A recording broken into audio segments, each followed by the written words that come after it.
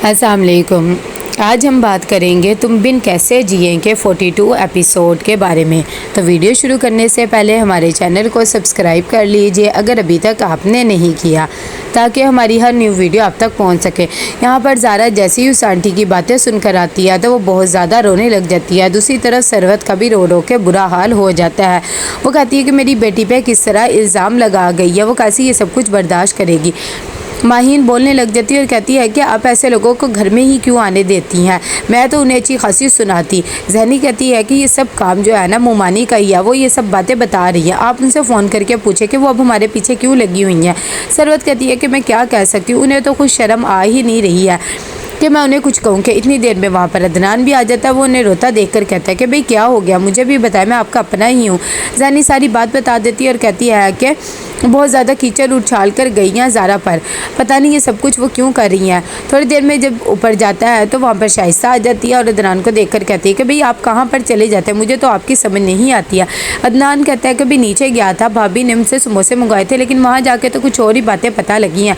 अब तो बहुत ज़्यादा बातें हो रही हैं तीनों बहनों के बारे में। ये सब बातें सुनकर वो नीचे आती है तो फिर से सरवत रो रही होती है और कहती है कि मेरी बेटी पे किस तरह इल्ज़ाम लगा गई हैं।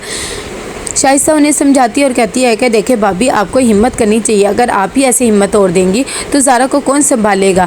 दूसरी तरफ ज़ारा अपने पापा के पास आती है और आकर कहती है कि मुझे आप वापस वहाँ पर लेकर जाए, मैं अपनी सफाई दूंगी और उन्हें बताऊंगी कि मैंने ऐसा कुछ भी नहीं किया। मंजूर साहब कहते हैं कि कोई ज़रूरत नहीं है, उन्होंने तुम्हारी कौन सा कोई बात सुननी है, हमें तुम्हारे पर पूरा यकीन है, तुम्हें परेशान होने की ज़रूरत नहीं है। यहाँ पर वो बहुत मुश्किल से मनाकर ज़ारा को सबके साथ खाना खिलाते हैं और उसे खुश रखने के लिए सब घर वालों को कहते हैं।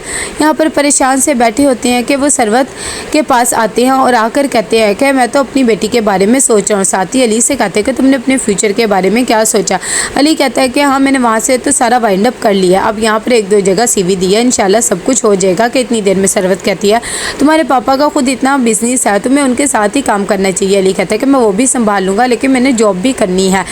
यहाँ पर साथ बहुत ज़्यादा परेशान होता है, उसे ज़ारा का वो रोना बार बार याद आ रहा होता है। कि इतनी देर में अदनान आता है ज़ारा को अकेला देखकर और उसे कहता है कि भाई क्या कर रही हो, मैं तुम्हारे साथ काम करवा देता हूँ। ज़ारा को ये बात बिल्कुल अच्छी नहीं लगती और वो कहती है कि आप अपनी हद में रहा करें। इतनी देर में जब वो गुस्से से चली जाती है तो वहाँ पर मंजूर साहब आते हैं, वो भी बहुत ज़्यादा परेशान होते हैं।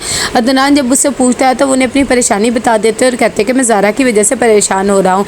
अदनान कहता है कि इसमें क्या परेशानी की बात है, आप ऐसे करें उसकी दूसरी शादी करवा दे, अभी वो जवान है, उसकी दूसरी शादी हो जाएगी। यहाँ पर साथ ज़ारा का मूड ठीक करने के लिए उसका फेवरेट चॉकलेट केक लेके आता है। कि इतनी देर में वहाँ पर ज़ैनी भी आ जाती है और कहती है कि मेरे लिए तुम क्या लेकर आए, ज़ारा के लिए तो केक ले आए हो। साथ कहता है कि तुमने कुछ बताया ही नहीं था, अगर तुम बताती तो मैं तुम्हारे लिए भी ले आता। और साथ ही वो ज़ारा से जॉब के बारे में भी कहता है। ज़ारा कहती है कि अभी तो मैं कुछ भी नहीं करना चाहती हूँ, अगर जब मेरा मूड होगा तो मैं तुम्हें जॉब के बारे में बता दूँगी। ज़ैनी को उनकी बातें बिल्कुल भी अच्छी नहीं लगती और साथ को ज़ारा की केयर करना भी नहीं। खैर वो जताती नहीं है और खामोश होती है। यहाँ पर रात हो जाती है तो सरवत मंजूर को अकेला देखते हुए आती है और कहती है कि आप यहाँ पर अकेले क्यों बैठे, इतनी रात हो गई है। मंजूर साहब कहते हैं कि बस मेरा दिल नहीं लग रहा था, मैं सोच रहा हूँ कि ज़ारा की हम दूसरी शादी कर दें, इसी तरह वो इस कोमा से बाहर आ सकती है, वरना तो वो ऐसी ही रहेगी। थोड़ी देर में ज़ारा रात को सोई हुई होती है, उसे ख्वाब आते हैं कि फिर से अदनान उसके पास आ रहा है। वो एकदम घबरा के उठती है और बाहर आती है और अपने माँ बाप के पास आकर बैठ जाती है। वो भी इसे चेयर अप करने की कोशिश करते हैं और कहते हैं कि बस तुम्हें वो अपनी न्यू ज़िंदगी के बारे में सोचना चाहिए, ये पुरानी बातों को भुला दो।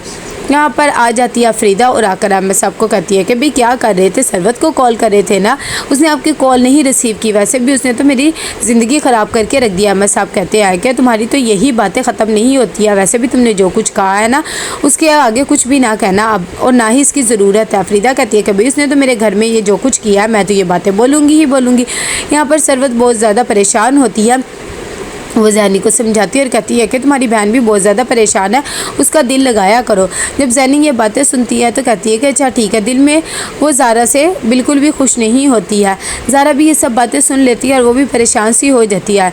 यहाँ पर शाइस्ता आती है अदनान के पास और आकर कहती है कि क्या आज हम बाहर खाना खाने जा सकते हैं, वैसे भी हमारी शादी को आज 15 साल हो गए हैं, तो छोटा सा केक वेक काट लेंगे। जब अदनान ये बात सुनता है तो कहता है कि कोई ज़रूरत नहीं है और किसी को बताने की भी ज़रूरत नहीं कि हमने 15 साल साथ गुजार लिया, अगर इतना ही है तो घर में सूजी का हलवा बना लेना। तो कैसा लगा आपको एपिसोड, लाइक एंड शेयर करके लाजमी बताइएगा। अल्लाह हाफ़िज़।